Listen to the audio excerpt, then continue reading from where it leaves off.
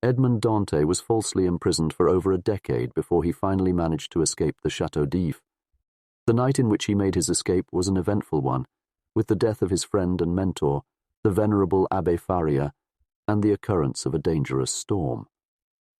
The next day, with the subsiding of the storm, Edmond saw a boat in the distance and, holding onto a piece of wood, was sighted and brought aboard.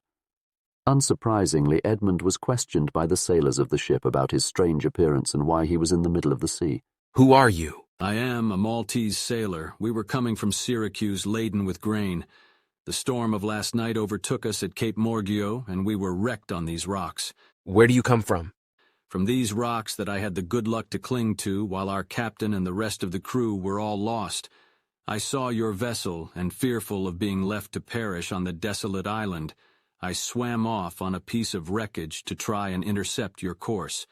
You have saved my life, and I thank you. I was lost when one of your sailors caught hold of my hair." "It was I. And it was time, for you were sinking." "Yes, I thank you again." "I almost hesitated, though.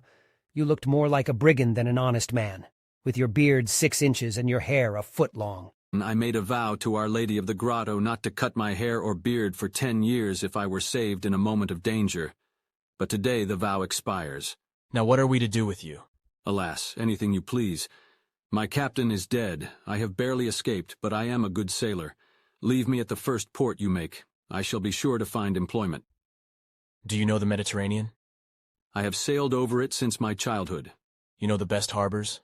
"There are few ports that I could not enter or leave with a bandage over my eyes." "I say, Captain, if what he says is true, what hinders his staying with us?" "If he says true, but in his present condition he will promise anything, and take his chance of keeping it afterwards." "I will do more than I promise."